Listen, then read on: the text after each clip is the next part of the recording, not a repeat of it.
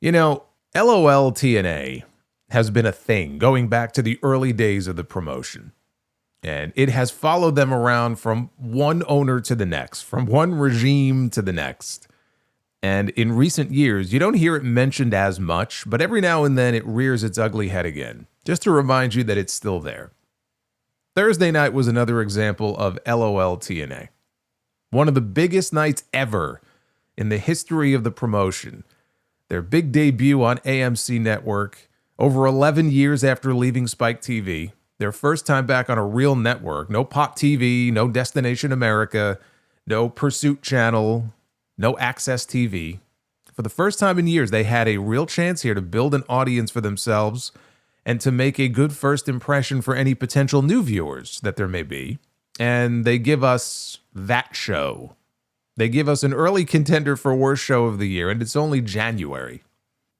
It was a show that was supposed to make you feel something, to feel like you wanted to be tuning in to watch it, and to watch it next week, right? To see more of it. Because there's something about it that just draws you in, that makes you feel like it's worth spending 2 hours of your Thursday night watching it. That it has something to offer that's different from WWE and from AEW and any other wrestling show that you can watch any other day of the week, because there's so many of them now. This should have been a statement show. Like, this is TNA. This is total nonstop action. And instead, they opened the show with a WWE star who, for all of his ties to this company, a company that he has not officially been a part of since 2013, he opens the show by telling us that he is going to keep his promo short because we got a lot of wrestling to do. And then they proceed to give us 3 matches on this 2-hour show. There was absolutely nothing about this show that screamed total nonstop action. What it came off as was a diet version of WWE. From all of the commercials to the celebrity pandering, and I use that word celebrity very loosely, right down to the producer credits that rolled at the end of the program. Their most important show in over a decade, with weeks and weeks to prepare, and this is what they gave us. And I had to listen to people like Eric Bischoff try to convince people, and maybe try to convince himself, that TNA would become the number 2 wrestling promotion in 2026. That's what he told Ariel Helwani last summer, that if they get the right partner, the right TV partner in terms of TV ratings and popularity, they could become number 2 in a minute, he said. And if that first show is any indication, they'll be lucky to be number 4. Because right now, that is what they are. TNA was never going to be the number 2 promotion. It was laughable when he said it. And it's even more laughable now. I mean, just look at their roster relative to AEW. What makes it funnier is that they're not even number 3. You know, NXT is ahead of TNA. It's not even a question. And there was a rumor, and I think it was started by a Twitter account that I don't consider to be reliable, that valued the TNA deal on AMC at $30 million, which, if it's, let's say, a 3-year deal, probably means $10 million per year, right? But there's been absolutely nothing to back that up. And Carlos Silva has never said exactly what they're making, only that he was hoping, right? Going into this deal months ago, he said, our aim, our goal, we're hoping to get $10 million a year in media rights for TNA. Well, I mean, I'm hoping and aiming to hit 10 million subscribers on YouTube. That doesn't mean I'm going to get it. If you watched that show on Thursday, you saw production-wise, it looked like there was no real money being put into this show. Now, apparently the production was a little bit better for the pay-per-view last night, which is encouraging. That's good. But they need that for the television show too, because it was very noticeable on Thursday. So I don't even know that they are being paid millions of dollars by AMC. I see people online now wondering if it might be more of an ad share deal, which, if you remember, is how it started with Dynamite. I think it was an ad share, and TNT covered the cost of production, but they weren't being paid anything otherwise. And then after a few months, the show did so well. This is back at the beginning when Dynamite was doing over 1 million viewers a week. They did so well that they got picked up for multiple years for $45 million per year or whatever it was. But NXT signed a 4-year media rights deal with the CW network for what's believed to be $20 to $25 million per year. And CW is a broadcast channel that gives NXT a lot of visibility. You know, they're pulling in 500, 600,000 viewers every week, sometimes more. NXT has better production values. Like, there's a lot of reasons why NXT has surpassed TNA. So at best, they're fighting for number 3. But again, this shit doesn't even matter. I'm just bringing this up because people like Bischoff were saying, oh, there's the potential to be this, setting expectations so high that they can never be met. But there is one very important thing that TNA has in common with NXT. They're both feeder systems for WWE. And really, almost every promotion, in effect, is a feeder system for WWE, but probably none more so than TNA. Where WWE has NXT and Evolve and LFG, TNA has become another arm of their developmental system. And that's fine. There are benefits to working with WWE and cross-promoting. It definitely helped TNA's visibility last year and led to an increase in ticket sales for some of their pay-per-views. It's the reason they were able to put 7,000 people in the UBS Arena for Slammiversary. But they need to figure out what it is that they want to be. Because my biggest issue in watching that show on Thursday was I'm still not sure what TNA is supposed to be. Like, what is it about TNA that is supposed to differentiate it from WWE or from AEW? Like, at least with AEW, you may not like the product or Tony Khan's booking style, but you can't say that it's just a copy and paste of Raw and SmackDown. That's one thing you cannot say. They've signed a lot of names that have worked for WWE, but they have lots and lots of other talent on that AEW roster who are not from WWE, too many probably. So many that Tony doesn't know what to do with most of them. But you get more total nonstop action from Dynamite than you do from Impact. Like, they have an identity crisis right now.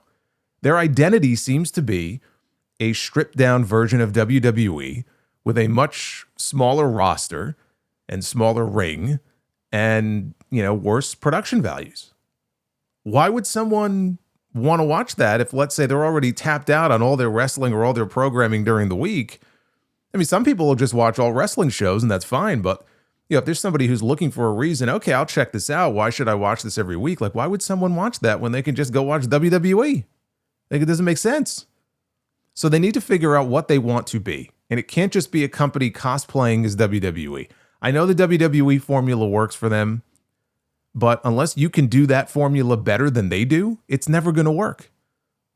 You need to carve out your own niche. Like, what is it that made TNA popular in the first place?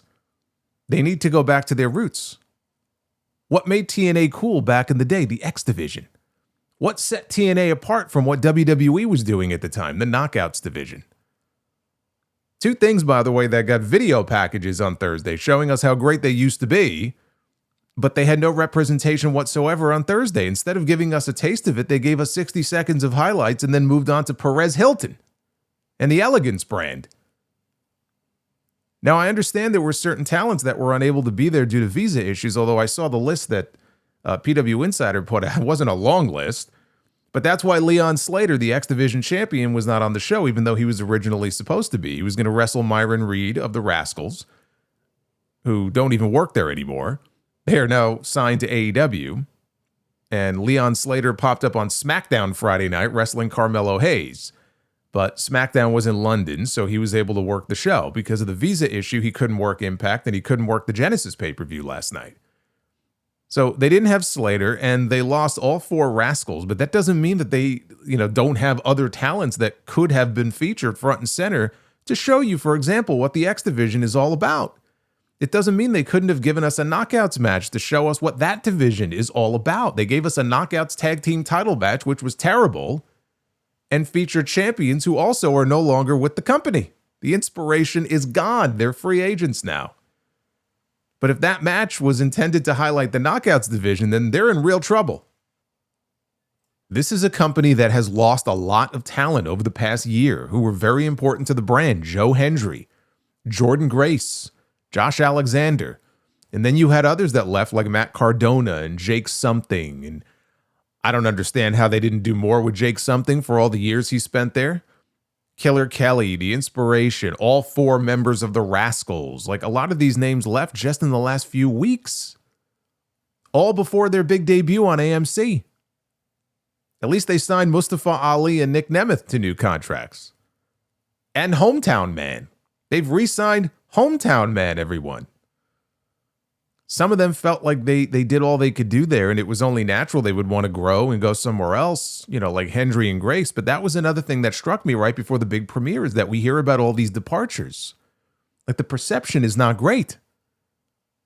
But they just signed the Righteous to contracts, Vincent and Dutch, who lost to the Hardys last night. And they brought in Sonya Deville, who is now going by the name Daria Ray, and is going to be their heel authority figure, which is a role that she played once before on SmackDown and was very good at it. They have Santino as the babyface, and she's going to be the heel. And they brought in Elena Black, the former Cora Jade, who has not worked anywhere else since leaving WWE last year. I believe she's in on a one-year deal. She was one of the surprises on Thursday night. Not too many of them, but she was one of them. They're going to need to replenish that Knockouts division because they've had some losses. But they need to, and also, Tessa Blanchard was not on that show Thursday, and say what you want to about her, but she's a pretty big part of that division. And so I'm curious how heavily factored in and featured she's going to be, going forward. And then they have Indy Hartwell. So, I mean, they have women in the division, but they're going to have to replenish some of those losses. But they need to figure out their shit quick, because I saw nothing on Thursday that makes TNA stand out. I saw nothing on Thursday that makes me want to tune in to check out the next episode. And that should have been the goal. Yeah, I put on the show, and one of the first things I see is a shot of an empty parking lot outside. Then we see AJ Styles, who doesn't work for them, but still, that's a good person to be able to feature on their show. If he's actually there to do something. He didn't do much of anything. He hyped up the crowd, and he was out of the ring within 3 minutes. And the very next thing we saw was Elijah. Hello, I am Elijah. Doing the same mid-card gimmick people saw him doing in WWE. Matt and Jeff Hardy, they're the biggest stars in TNA. They are the attraction in TNA right now. And don't let anybody tell you any differently. And I could see wanting them in the opening match for any newer fans who might be familiar with them, but not anybody else. I get it. They had a match with Order 4, which is Mustafa Ali's crew, and it was okay, but I mean, hardly the kind of, hot match you would hope to start the show with. But from there, it just descended into celebrity and influencer hell. WWE is forced to do this shit with the stars from the different Netflix shows that nobody knows or cares about, and that's bad enough. This just felt like they were scraping the bottom of the barrel here. And worse, they show these people in the crowd, right? All these celebrities in an area where there are rows and rows of visibly empty seats behind them. Now, they had close to 3,000 people, I believe, in that building on Thursday, and they were able to make it look mostly full on the hard cam. But the one area where it looks empty is where they decided to position these people. I don't know who thought that was a good idea, but that person should never be allowed to set up a shot like that ever again. And we had a boxer that nobody knows. We had stars from the AMC series Dark Winds, which, while it may be a good show, I had some people say, oh, Dark Winds is actually a pretty good show. It may be. I haven't seen it, but they went overboard with these guys. They must have cut to them 4 or 5 different times throughout the show in case, I guess, too much time had gone by and you had forgotten who they were. And they did some bad comedy with them and Ryan Nemeth. It felt like a parody of something that you would see on a WWE show. Candice Michelle was shown. I have no idea why. She never even worked a single match for TNA. And then they showed some TNA stars like Eric Young sitting in the crowd looking completely disinterested. And then there was Perez Hilton. I would love to know what they paid him for this appearance. Whatever it was too much. Who is Perez Hilton supposed to appeal to in 2026? Like, who is the person sitting in that creative meeting who even came up with the idea to have him out there on the show? Did they text Tommy Dreamer and say, hey, I've got this great idea for the first show? Because if that's what happened, then Tommy should mute all notifications from that person going forward. He was there to do a skit with the Elegance brand. So it could have been worse. They could have used him for something more important. But they had him there for a skit with the Elegance brand, who won the Knockouts tag team titles from The Inspiration in a bad match that actively chased away more viewers than it did to generate new ones. We had Santino introducing the former Sonya Deville, who was all nice and complimentary to him before turning on him and making it very clear that we are getting warring authority figures on the show. Which sounds like fun, doesn't it? It reminds me of a rant that I went on. God, this was, I don't know how many years ago this was. probably over a decade at this point. They just sent me over the edge. It was WWE and TNA, and who has the power, right? This had to be around the time that they were doing the authority stuff, and then TNA had its own authority shit going on. It was all like, who has the power? All of these storylines centered around who has the power on that show. Like one week it was Hulk Hogan and Eric Bischoff, and then the next week it was the Network. Remember that? Then it was Kurt Angle. Then it was Sting, except he didn't really have any power. Then it was Dixie. I think MVP at one point had some position of authority in TNA. It's like, who gives a fuck? Who has the power? Like, you're not fucking He-Man. Who gives a shit? How does that sell tickets? How does that generate new viewers? Again, Sonya Deville was very good in her role on SmackDown when she was quarreling with Adam Pearce, and there's hope to believe that she'll do well in this role too, but they need to be careful not to make it all about their power struggle, or else they're going to be right back to the same shit all over again. Who has the power? Who cares? They actually had Dixie Carter making a cameo on the show Thursday, and she got booed out of the building. We don't forget. Time may go on, but we don't forget. And then it was Mike Santana's night to win back the TNA World Heavyweight Championship, which he never should have lost in the first place, at least not the way that he did.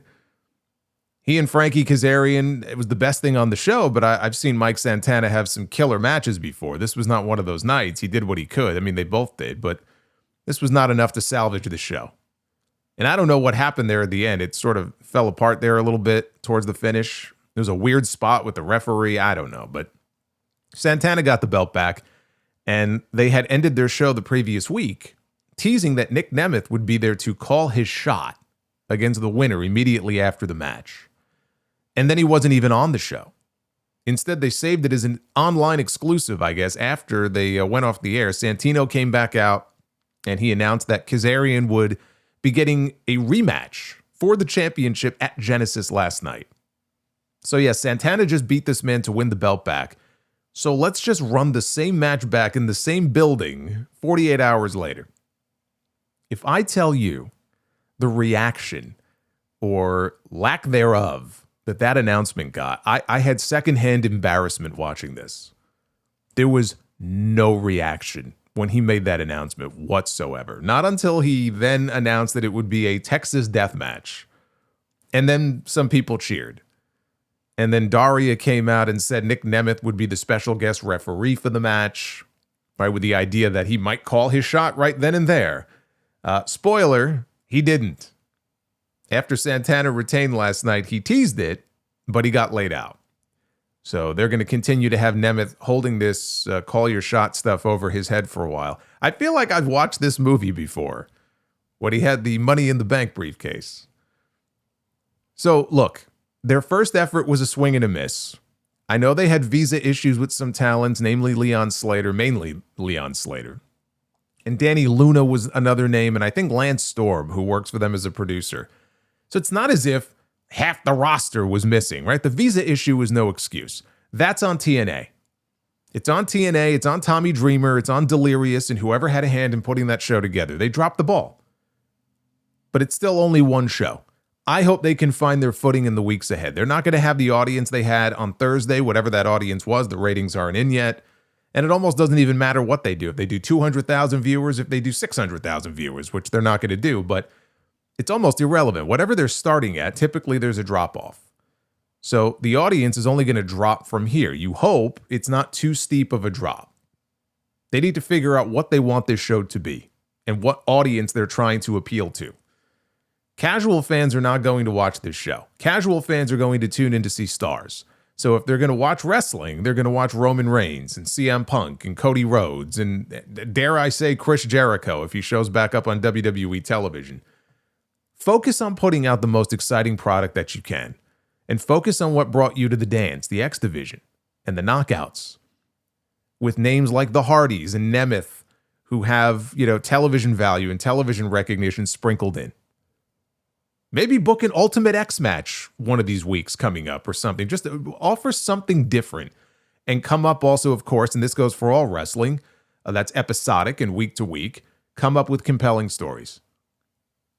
3 matches in 2 hours on your big debut show for a promotion called Total Nonstop Action is appalling. No memorable matches, no memorable promos, and a heavy focus on WWE castaways is not going to make you the number 2 promotion. And anyone who says so is not doing TNA any favors by setting those kinds of expectations. Especially when it's clear that AMC is not putting in the kind of money that some people thought they were. Because if they were, the production values would not be worse now than it was 11 years ago when they were on Spike TV.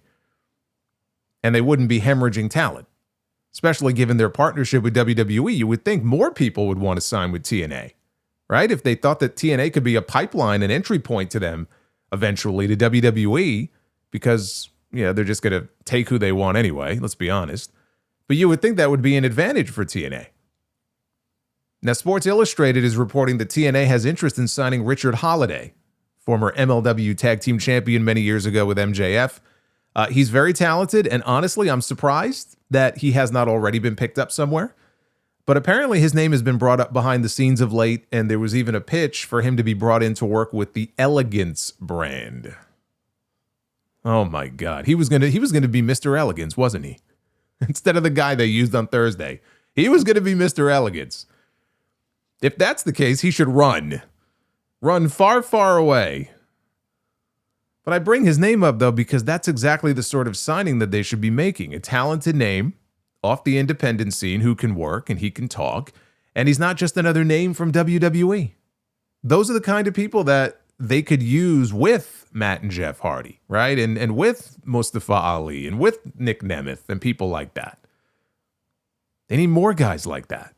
Tony Khan just snatched up Alec Price and Jordan Oliver after Price had an AEW title match against MJF on the Limitless Wrestling show the other night.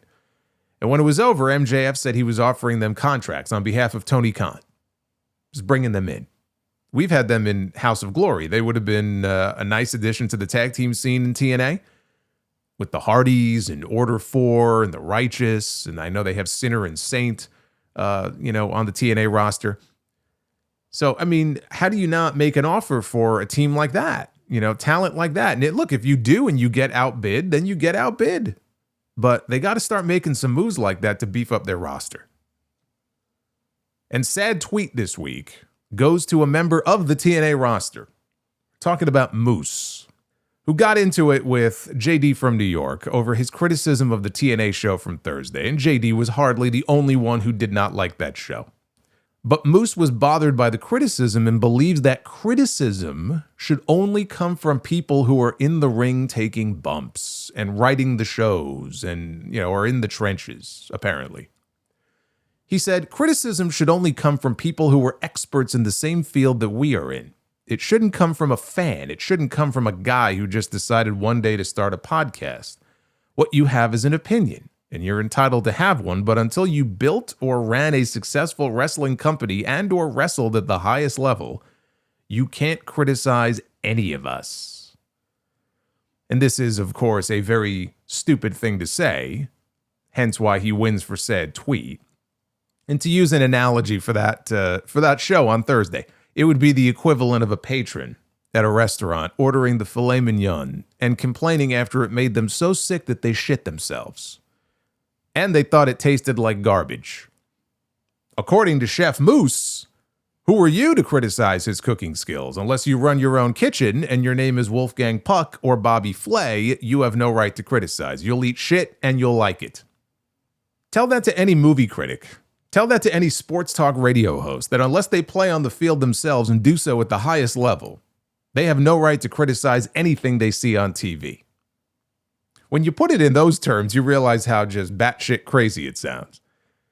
This television show that you're watching, any television show, you're allowed to have an opinion, but you're not allowed to criticize it for any reason. So if you didn't like the Stranger Things finale, you better keep that shit to yourself, because you ain't the Duffer Brothers. You've never directed or produced a television show a day in your life. You have no right to criticize. You know who says stuff like that? People that can't handle criticism. People who are very insecure.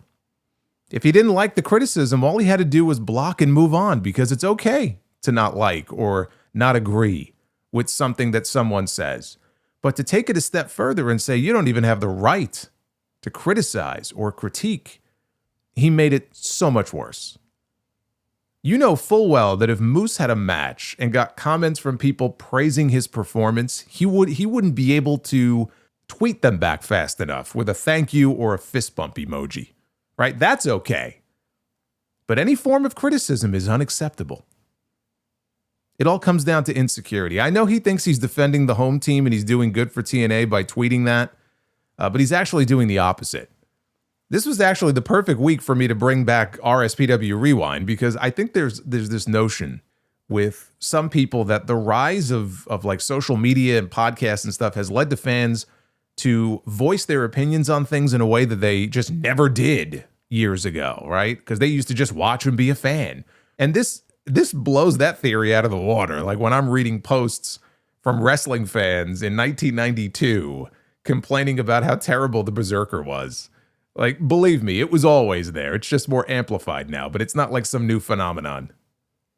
But it's like the grief I got this week from some of the sickos for daring to criticize that stupid bump that Darby Allin took into the steps on Dynamite. Funny enough, Moose took a similar bump on the steps on the pay-per-view last night. Days after Darby did the same, although the one that Moose took didn't look nearly as bad. But it's like, you don't have the right to criticize what Darby does in the ring. He's a pro. He knows what he's doing. You don't have the right. You mean what Darby does in the ring to entertain the fans on their television show, which is seen by thousands of people on television every week. People aren't allowed to criticize Darby for doing something they think is stupid. His boss clearly doesn't. But fuck me for not chanting "this is awesome" and encouraging the guy. If your issue is with me voicing my opinion and my concern over a spot like that, if that's your takeaway from that, then you are the problem.